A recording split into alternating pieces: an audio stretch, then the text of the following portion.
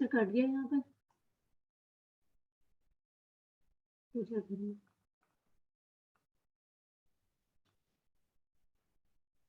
ये पर्दे धुलने हैं एक एक करके, कैसे किया जाए इनको? पानी का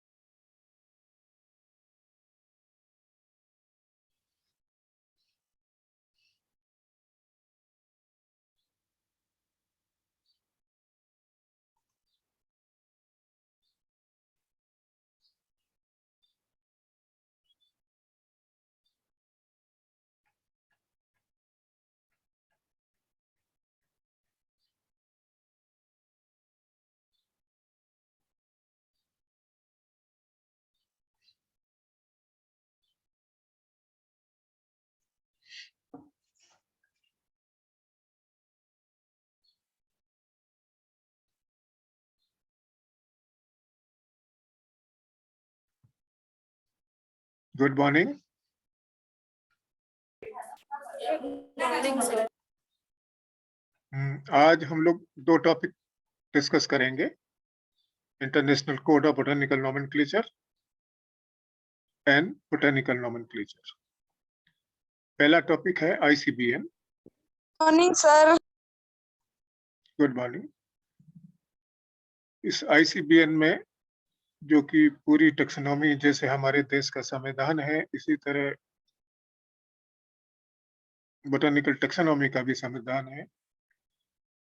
पौधों के नाम कैसे रखना है, पौधों के नाम कैसे बदलना है, और सारी चीजें इसी कोड के द्वारा तय होती है या इसी सिद्धांत के द्वारा तय होती है, जिसको हम सिंपल वे में आईसीबीएन या international code of botanical nomenclature कहते हैं। और इस सारे सिद्धांत को पूरे संसार के देशों को पालन करना पड़ता है। तो पहला इसका पार्ट है इंट्रोडक्शन है, दूसरा principles, who introduce this, important rules of nomenclature, subsequent meeting of ICBN, rank of taxonomy categories क्या होती है, कोड ऑफ नोमेनक्लेचर क्या होता है, टाइपिफिकेशन क्या होता है, पब्लिकेशन है, author citation, choice of names and also rejection of names. मान लीजिए कोई नेम गलत रख दिया गया है, उसको फिर आगे चल के रिजेक्ट किया जाता है। तो पहला पार्ट है द नोमेनक्लेचर, नामकरण। Nomenclature involve the principle governed by the rules formulated and adopted by International Botanical Congress। मतलब एक तरह से कॉन्फ्रेंस होती है, उसका नाम कांग्रेस रखा गया है। वो कुछ कुछ सालों के अंतराल पे कहीं कहीं होती है, कभी किसी देश में, कभी किसी देश में। The rules developed by the IBC are listed formally in a code called International Code of Botanical Nomenclature। जितने भी नियम बनाए जाते हैं, रूल बनाए जाते हैं, हम उन सारे नियमों को, प्रिंसिपल्स को, रिकमेंडेशंस को international code of botanical nomenclature कहते हैं। Botanical nomenclature is independent of zoological nomenclature. Zoology से इसका कोई रिलेशन नहीं है। दूसरा, ये सारे कहलाते हैं प्रिंसिपल्स, कहलाते हैं सिद्धांत। दूसरा है application of names of taxonomy या taxonomical group is determined by the means of the nomenclatural type. अभी धीरे धीरे समझ में आ जाएगा व्हाट इज नोमेनक्लेचर टाइप, अभी आ जाएगा। The nomenclature taxonomic group is based upon the priority of the publication. जो भी नामकरण दिया जाता है वो कब पब्लिश हुआ, कब उस टैक्सोनॉमिस्ट ने बताया। जैसे कल मैंने एक आपको बताया था कि गैस्पार्ड बोहिन ने बाइनोमियल नोमेनक्लेचर का आइडिया तो दिया, लेकिन वो पब्लिश नहीं कर पाए। तो आज के जमाने में भी या पिछले जमाने में भी पब्लिसिटी का बहुत इंपॉर्टेंस है। जब तक कि आप उसको मीडिया में नहीं बताओगे तो लोग कैसे कहेंगे कि ये तो सिद्धांत गैस्पार्ड बोहिन का था और क्रेडिट गोज टू लिनियस। तो वही गलती नहीं होनी चाहिए। कोई भी हम काम करते हैं तो उसको तुरंत हमको मीडिया में, किसी जर्नल में, मैगजीन में, अखबार में बताना पड़ेगा, तभी वो आपके नाम से आगे रहेगा, नहीं तो कोई दूसरा व्यक्ति भी ले सकता है उस क्रेडिट को। Each taxonomic group with a particular position and rank can only have one correct scientific name। जैसे आम का नाम मेंजीफेरा इंडिका है, तो वो मेंजीफेरा इंडिका ही सारे संसार में रहेगा। शुरुआती दौर में जब दिक्कत, ये सब बोटेनिकल नोमेनक्लेचर वगैरह नहीं थे, तो शुरुआती दौर में लोकल नेम या कॉमन नेम से पुकारे जाते थे नाम। हमारे यहाँ आम होगा, दूसरे के यहाँ कुछ और बोला जाता होगा। जैसे फॉर एग्जाम्पल परवल की बात आती है तो परवल को यहाँ पे कहते हैं परौरा। मैं जहाँ का रहने वाला हूँ वहां परवल बोला जाता है। तो हर 500 किलोमीटर पे, 200 किलोमीटर पे नाम बदल जाते हैं। तो इसलिए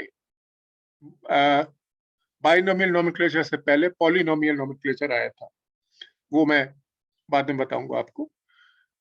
अगला प्रिंसिपल है the scientific names of taxonomic group. Any taxonomic group, जैसे हम शुरू से शुरू करते हैं प्लांट किंगडम से, फिर डिवीजन है, फिर ऑर्डर्स है, फैमिली है, जीनस है, स्पीसीज है, वैरायटी है। The scientific names of taxonomic group treated or written in Latin language। Latin language एक तरह से अंग्रेजी भाषा ही है। वो उसी में ही लिखा जाएगा। The rules of nomenclature are retroactive unless expressly limited. जैसे कई बार क्या होता है, ये थोड़ा सा जो छठा नियम है थोड़ा कंफ्यूजिंग है, समझ में नहीं आता है, तो आपको ऐसे समझना पड़ेगा। रिट्रोएक्टिव माने आपका बैक डेट से। जैसे कई बार आपने सुना होगा, परिवार में कोई गवर्नमेंट जॉब में है, जैसे मान लीजिए हम ही हैं, तो सरकार की तरफ से कोई ड्यू आता है, मतलब गवर्नमेंट ऑर्डर। तो वो गवर्नमेंट ऑर्डर आया तो आज से, लेकिन वो लागू होगा पिछले 2 महीने, पिछले 3 महीने से, 4 महीने से, तो उस सेंस में है। तो कोई भी नियम है यदि आया है तो वो एक खास डेट से लागू होगा। This is all about the rules of nomenclature are retroactive. Who introduced this? The formal introduction of this system of naming species or plants is credited to Swedish natural taxonomist Carolus Linnaeus or Carl Linnaeus, effectively beginning with his work Species Plantarum, जो इनकी work थी, पुस्तक थी, किताब थी, जो 1753 में छपी। Linnaeus was a Swedish botanist, also physician and zoologist, who laid the foundation for the modern biological naming scheme of binomial nomenclature. He is known as the father of modern taxonomy and is also considered one of the father of modern ecology also. Important rules of nomenclature. Ranks and ending of taxa. कि कोई भी genus है, species का rank है और उसमें ending क्या होनी चाहिए, टैक्सा या टैक्सॉन की। Principle of priority, type, method, synonym and related definitions, citation of author, name of cultivated plants, Latin diagnosis, effective and valid publication. इन सब का क्या मतलब है? फिर इस ICBN की बहुत सारी समय समय पे मीटिंग्स होती रही हैं, कांग्रेस होती रही है, कॉन्फ्रेंस होती रही है। जैसे 1892 में रोचेस्टर जो कॉन्फ्रेंस हुई थी, उसका नाम रखा गया था रोचेस्टर कोड। जो भी बदलाव हुए, जो भी नियम को प्राथमिकता दी गई उस समय में। फिर 1905 में वियना कोड, मतलब वियना में हुई थी। 1907 में अमेरिका में हुई थी। 1910 में लॉरेंस, 1930 में कैम्ब्रिज में, 1983 में सिडनी में।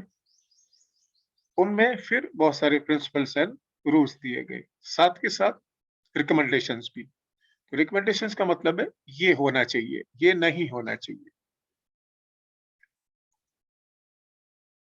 अब आता है rank of taxonomic categories.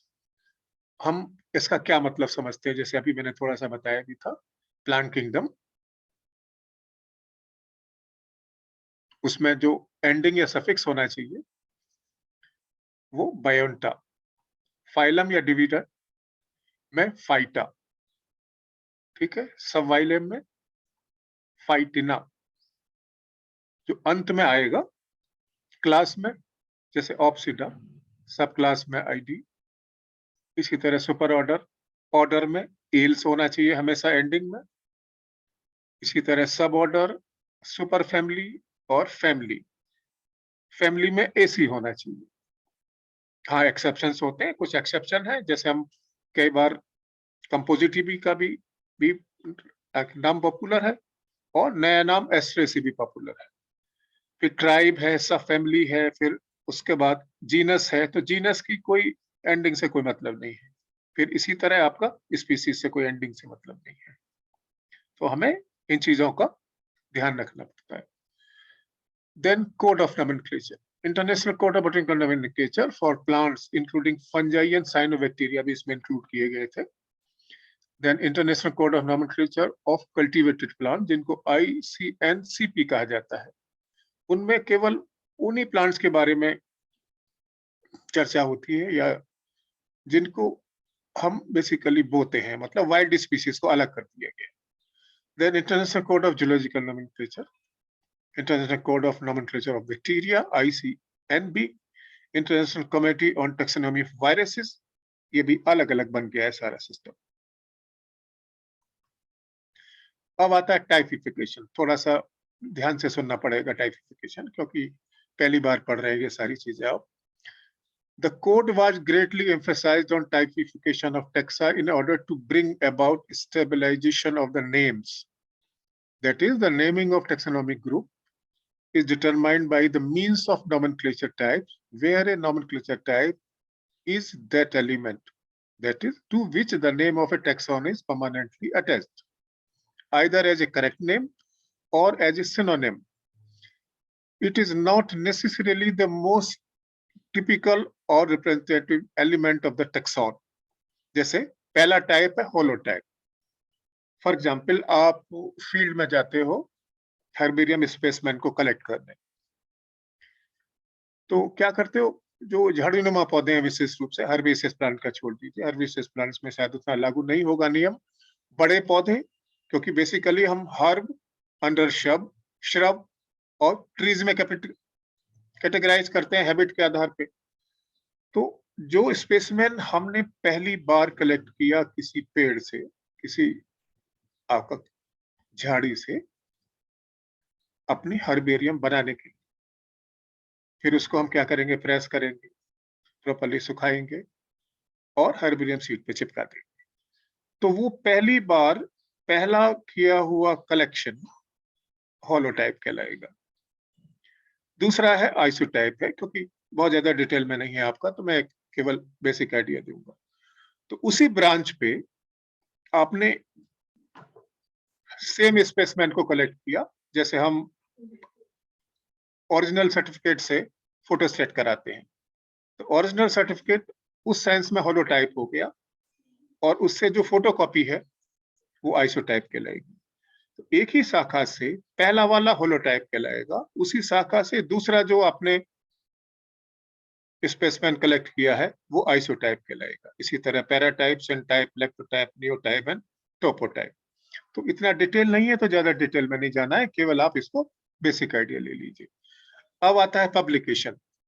Effective publication क्या होता है? Is the publication which is accordance with the rules, मतलब प्रिंटेड मैटर, जैसे मैंने अभी कहा है कि प्रिंट हो जाना चाहिए। कोई भी खोज करते हैं, कोई भी इन्वेंशन है, कोई भी नई चीज आपको मिलती है, तुरंत मैगजीन, अखबार, मीडिया में, जर्नल में उसको छाप दीजिए अपने नाम से। फिर उसके बाद कोई व्यक्ति छापेगा तो फिर वो उसका नाम नहीं होगा, आपका होगा, तो प्रायोरिटी आपको मिलेगी, मतलब प्रायर वर्क आपने किया। इसी तरह valid publication is a publication that is accordance with the rules. जो ICBN के रूल्स हैं, यदि उनके अनुसार से आपने पब्लिश किया है किसी चीज को, तो उसको हम वैलिड कहेंगे। नहीं किया है तो अनवैलिड कहेंगे।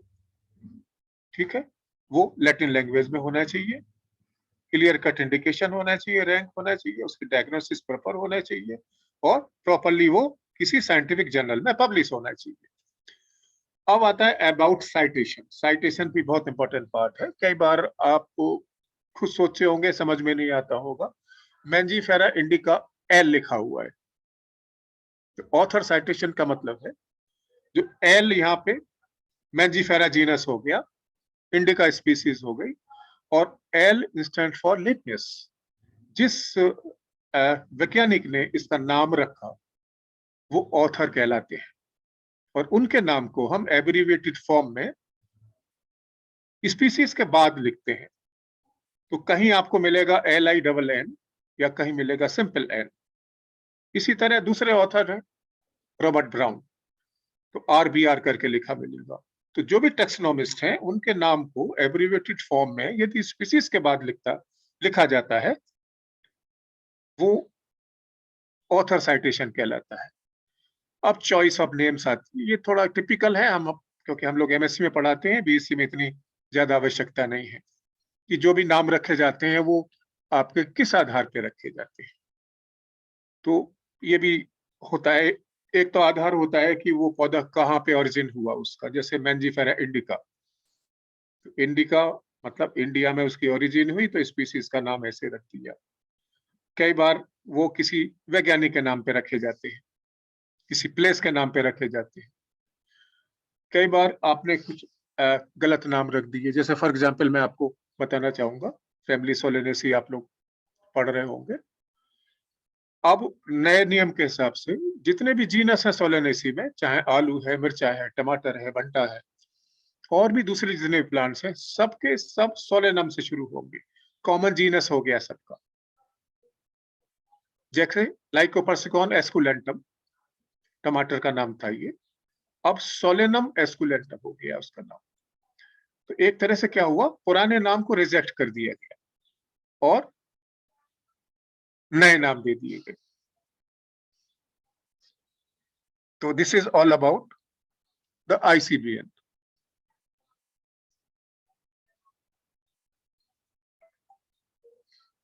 अब हम चर्चा करेंगे बोटेनिकल नोमेनक्लेचर की।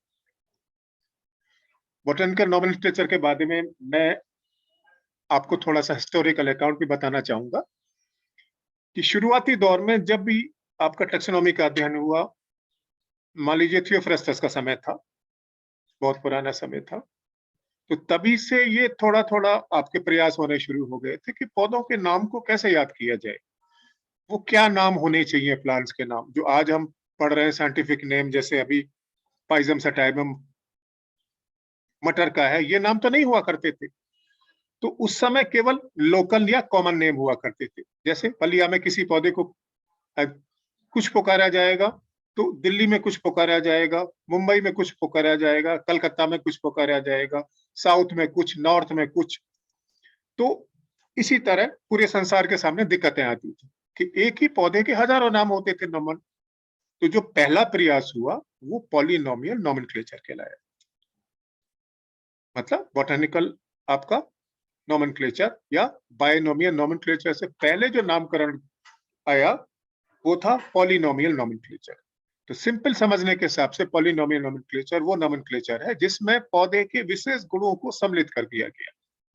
कि पत्ती मान ली सिंपल है तो सिंपल लिख दिया, स्टेम इरेक्ट है तो इरेक्ट लिख दिया, इन्फ्लोरेसेंस मानो साइमोज है तो साइमोज लिख दिया, फ्लावर हाइपोगाइनस है तो हाइपोगाइनस लिख दिया। तो हर गुण को लिखते लिखते वो 12, 14, 15 वर्ड्स का नाम हो गया। तो फिर दिक्कत आने लगी कि एक पौधे के 12 नाम वाले इतने सारे शब्दों को कैसे याद किया जाए। तो this was the actually polynomial system of nomenclature. धीरे धीरे करके हम फिर आते हैं गैस्पार्ड बोविन पर 1623। शायद गैस्पार्ड बोविन को लगा होगा कि बाइनोमियल नोमेनक्लेचर जैसा कोई सिद्धांत दिया जाए जिससे पूरे संसार में एक ही पौधे का एक ही नाम होगा, चाहे वो इंडिया है, चाहे वो रशिया है, चाहे वो अमेरिका है, ऑस्ट्रेलिया है, न्यूजीलैंड है, या करीब करीब कुल मिला के 202, 205 के आसपास कंट्री है इस समय। तो आइडिया दिया, लेकिन उस आइडिया को वो प्रचार प्रसारित नहीं कर पाए, एडवर्टाइज नहीं कर पाए, लोगों को बता नहीं पाए प्रॉपर्ली, केवल अपनी किताब में मेंशन किया। और उस बुक का नाम था पिनेक्स। जो पिनेक्स नामक किताब उन्होंने 1623 में लिखी थी, केवल उसमें वर्णन किया, उस बात वो लोगों को समझ में नहीं आया। जैसे आपको ध्यान होगा कि मेंडल की खोज, मेंडल की खोज को लोगों ने हंसी उड़ाई थी, जो 1865 1868 के आसपास की गई थी। वो काम करी 30-32 साल इसी तरह पड़ा रहा।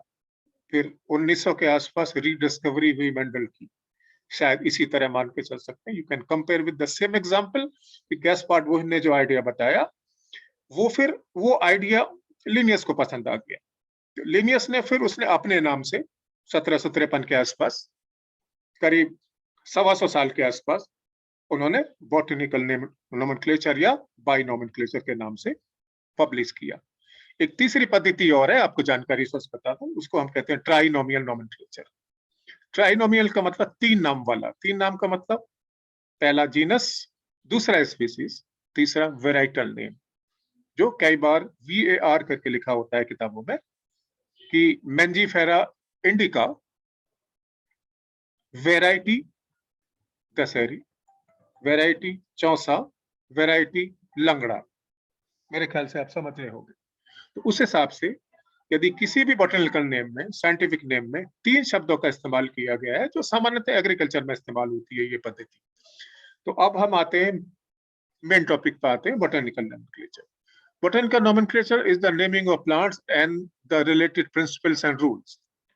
Principles and rules of botanical nomenclature are developed and adopted in series of international botanical congresses, जो मैंने अभी थोड़ा सा आइडिया बताया, जो 1892 से लेके और अब तक 2016 तक भिन्न भिन्न कांग्रेसेस या कॉन्फ्रेंस होती रही है संसार में अलग अलग जगह।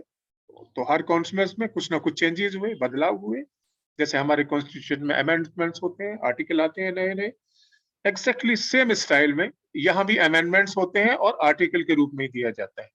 तो जैसे मैंने पहले भी बताया था कि आईसीबीएन एक प्रकार से कॉन्स्टिट्यूशन ऑफ टेक्सोनॉमी है, जैसे हमारा देश का कॉन्स्टिट्यूशन है। The principles and rules are listed in International Code of Botanical Nomenclature. The main goal of ICBN is to provide one correct scientific name. जैसे अभी मैंने आपको वर्णन किया, पूरे संसार में एक पौधा उसी नाम से जाना जाएगा और वो है लैटिन लैंग्वेज, एक प्रकार से अंग्रेजी है, for each taxonomic group within a stable system of name of classification. What is scientific name? मतलब वैज्ञानिक नाम का मतलब क्या है? The name is merely a conventional symbol or cipher that serves as a mean of reference and avoid the need for continued use of a cumbersome descriptive phrases, जैसे polynomial nomenclature में इस्तेमाल हुआ था। The fundamental principle of scientific nomenclature is that names must be unambiguous and universal. मतलब उसमें किसी प्रकार का कोई विवाद ना हो और पूरे संसार में उसको मान्यता मिले। The formation and use of scientific name of the organism, क्योंकि इसमें बाद में चल के बैक्टीरिया भी और फंजाई वगैरह भी इंक्लूड किए गए, for nomenclature purposes are governed by or controlled by code of nomenclature, जिसको simply ICBN कहा जाता है। Now, what is code of nomenclature? International Code of Botanical Nomenclature, ICBN, for plants including fungi and cyanobacteria, विशेष रूप से cyanobacteria को include किया गया क्योंकि बैक्टीरिया और वायरस का अलग कोड बन गया था या इस समय बना हुआ है। तो जब भी आप बीएससी पार्ट 1 में थोड़ा ही पढ़ा होगा, यदि एमएससी में पढ़ेंगे तब आपको ये समझ में आएगा। The international code of nomenclature of cultivated plants भी अलग हो गया, तो वाइल्ड का अलग कर दिया, कल्टीवेटेड का अलग कर दिया। और इंटरनेशनल कोड ऑफ जूलॉजी का नॉमेनक्लेचर अलग है, international code of nomenclature bacteria, viruses etcetera, जो अभी मैंने आपको थोड़ी देर बताया। Some differences between codes, these codes differ, क्योंकि थोड़ा थोड़ा अंतर है सभी में। For example, the ICBN does not allow tautonames, whereas the ICZN, तो इसका मतलब क्या है? कई बार बहुत सारे प्लांट्स में ये आप देखेंगे जैसे लाइन एरिया, तो टोटोनेम्स वो नाम की पद्धति है जिसमें जीनस और स्पीसीज का नाम सेम है, ठीक है? The starting point is the time from which these codes are ineffective, मतलब retroactive, जो अभी मैंने बताया था आपको, वो कब लागू होंगे? Vary from group to group, तो अलग अलग ग्रुप में अलग अलग है। For example, in botany, the starting point will be in 1753, मतलब जब लिनियस ने स्पीसीज प्लांटरम को लिखा तो वो डेट मानी जाती है। इसी तरह bacteriology starting a new with a starting point in 1980, तो ये सारी चीज उस हिसाब से इसमें। Comparison between scientific names and the common, जिनको वर्नाकुलर नेम्स भी कहा जाता है। Botanical names are universal while common names are limited, कुछ कुछ जगह ही उनको बुलाया जाता है। लिमिटेड का मतलब एक निश्चित क्षेत्रफल में भी, टू ए सिंगल लैंग्वेज और to a particular geographical region. जैसे मैंने अभी बताया था कि बलिया में बैगन को भंटा बोलते हैं, परवल को परोरा, तोरई को नेनुआ, तो ये सब क्या हो गया? पर्टिकुलर जियोग्राफिक रीजन के नाम हो गए। Sometime one vernacular name may be used to different taxa, तो कई बार ऐसा हुआ है कि एक ही वर्नाकुलर नेम कई डिफरेंट टेक्सा के लिए इस्तेमाल हुआ, शायद इसलिए जरूरत पड़ी बाइनोमियल नोमेनक्लेचर की। कॉमन नेम्स में भी मिसलीडिंग, कई बार ये मिसलीडिंग भी होते हैं, तो इसलिए भी बायनोमेनक्लेचर की आवश्यकता पड़ी।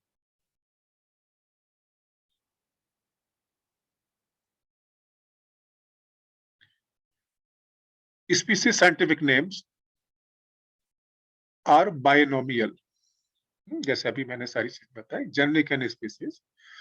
Binomial system was founded by Jean Bauhin या गेस्पार्ड बोहिन, जैसे मैं अभी बताया, but used consistently by the Linnaeus in species plantarum.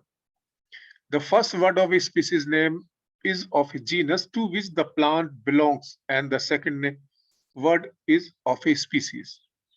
The generic name is a collective name for a group of plants that all share similar characteristics. जैसे अभी मैंने बताया कि शुरुआती दौर में फैमिली सोलेनेसी में अलग अलग जीनस थे, बाद में देखा गया कि इनके तो बहुत सारे गुण मिलते हैं, तो फिर उनको एक कॉमन जीनस सोलेनियम में ट्रांसफर कर दिया गया। The specific names allow us to distinguish between different plants within a genus.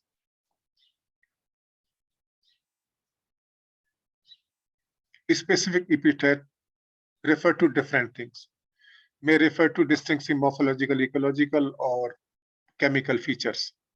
For example, alpha alpha, Pipomia, Tabanimontana, Ficus religiosa.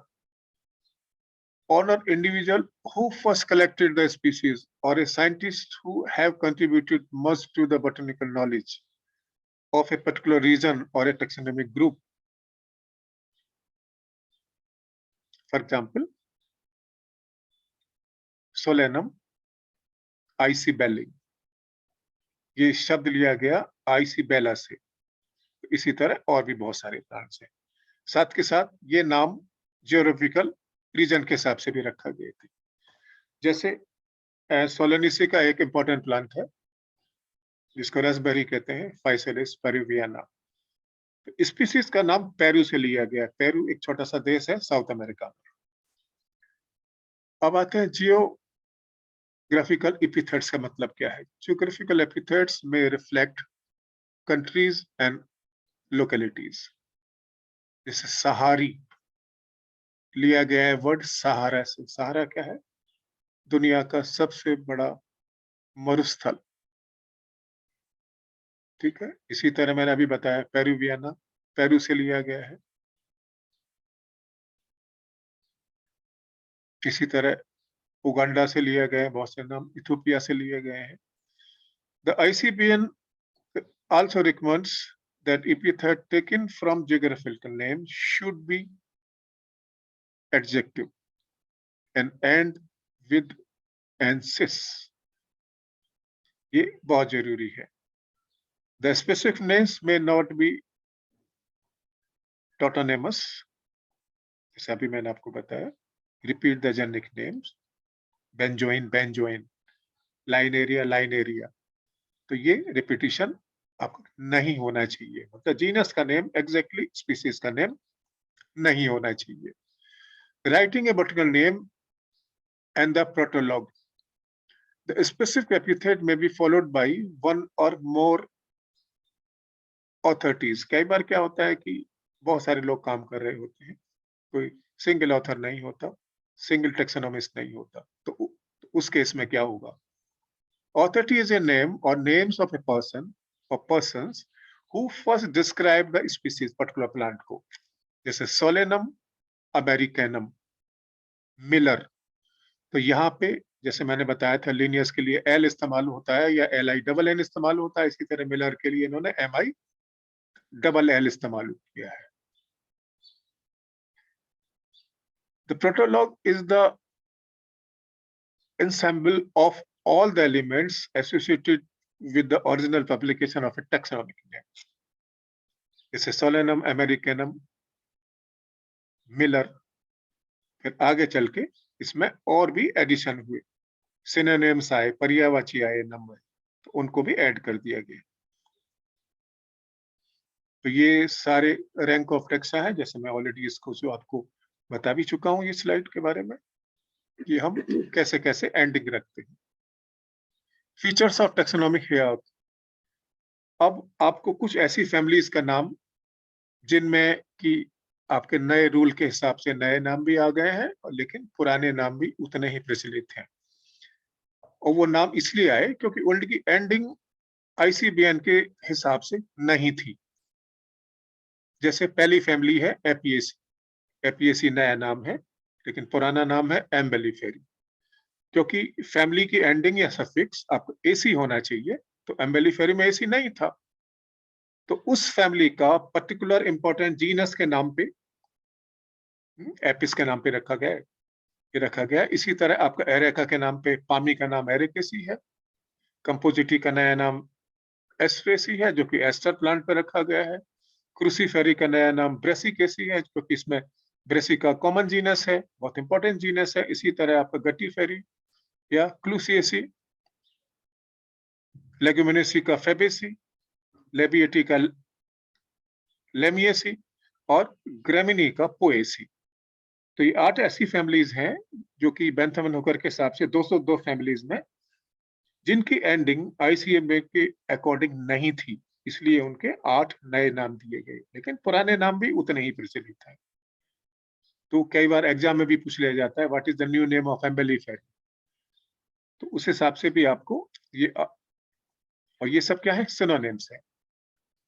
Features of the taxonomic hierarchy, तो ये सारी चीजें जीनस है, टैक्सॉन क्या होता है, the word taxon is used to refer to a taxonomic category of any rank and the plural is taxa. The name of a genus is always underlined, ये बहुत जरूरी है, और इटलिसाइज्ड जैसे हम टाइपिंग में करते हैं, तो टाइपिंग में ऑप्शन होता है आपके कंप्यूटर में, लैपटॉप में, लेकिन यदि हाथ से लिखोगे तो आपको उसको अंडरलाइन करना ही पड़ेगा। Features of the taxonomic hierarchy, बहुत सारे आपका कैरेक्टरिस्टिक फीचर्स हैं, मैं ऑलरेडी इनमें बहुत सारे आपको बता भी चुका हूं। ऑथोरिटी के बारे में बता दिया है, प्रिंसिपल ऑफ बोटैनिकल नोमेनक्लेचर भी बता दिया है मैंने आपको, वैरायटी ऑफ एप्लीकेशन वगैरह के बारे में, क्योंकि कुछ चीजें आईसीबीएन के साथ हुई थी, आपकी डिस्कस किया था हम लोगों ने, वो सारी चीजें अब यहाँ पे रिपीट हो रही हैं बोटैनिकल नोमेनक्लेचर के आसार से।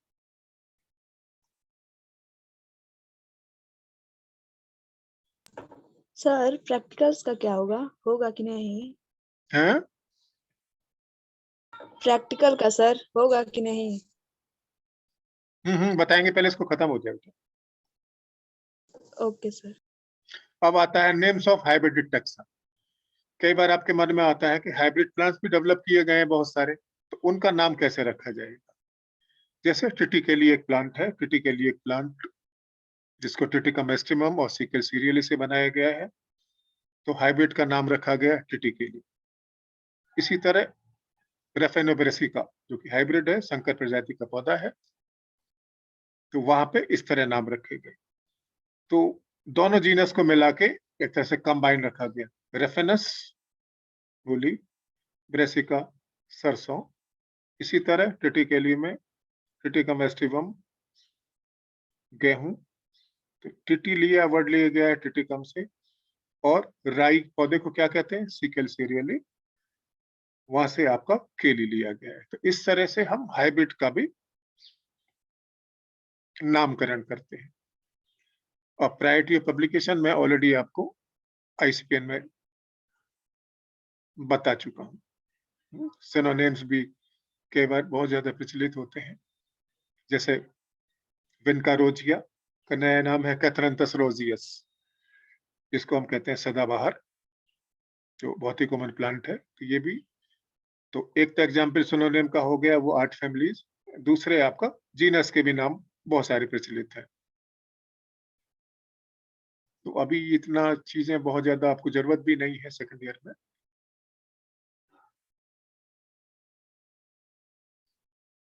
टाइपिफिकेशन भी मैंने थोड़ा सा आपको बता दिया, होलोटाइप, आइसोटाइप, लैक्टोटाइप, सिनटाइप। तो कई बार क्या होता है कि हम नॉर्मली तो एक ही स्पेसमेन करते हैं, लेकिन जब आपको रिसर्च करनी होती है तो मिनिमम 10 स्पेसमेन करने पड़ते हैं सेम प्लांट के। 10 हर्बेरियम शीट को आपको प्रिजर्व करना पड़ता है, क्योंकि आपको लंबे समय तक शोध करना है। तो मान लीजिए किसी वजह से होलोटाइप खत्म हो गया तो आइसोटाइप काम आएगा, आइसोटाइप भी खत्म हो गया तो लैक्टोटाइप काम आएगा, फिर आपका पैराटाइप काम आएगा, सिनटाइप काम आएगा। तो अंत में जो बचेगा, जो सारे किसी वजह से खत्म हो गए, पुराने हो गए थे या कीड़े-मकोड़ों ने खा लिया, तब उस अवस्था में कुछ ऐसे भी टाइप होते हैं, जैसे सिनटाइप वगैरह है। तो पैराटाइप है, नियोटाइप है, तो इस तरह के हम इसको केवल हल्का से याद रखेंगे। पीएससी में मेरे ख्याल से इतना ही ज़रूरी है। So this is all about the second portion.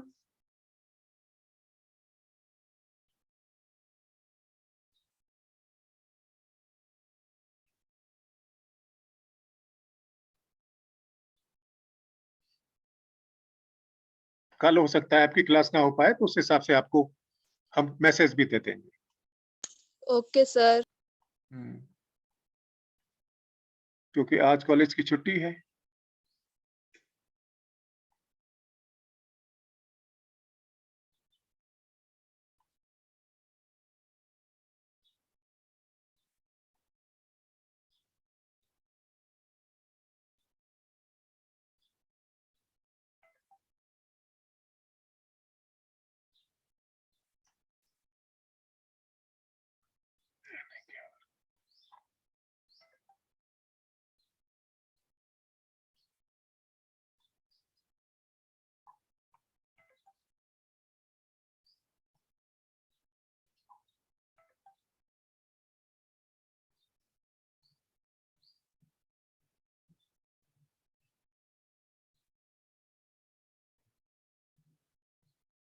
आठवीं मिनट बाद जरा घूम के आता हूँ।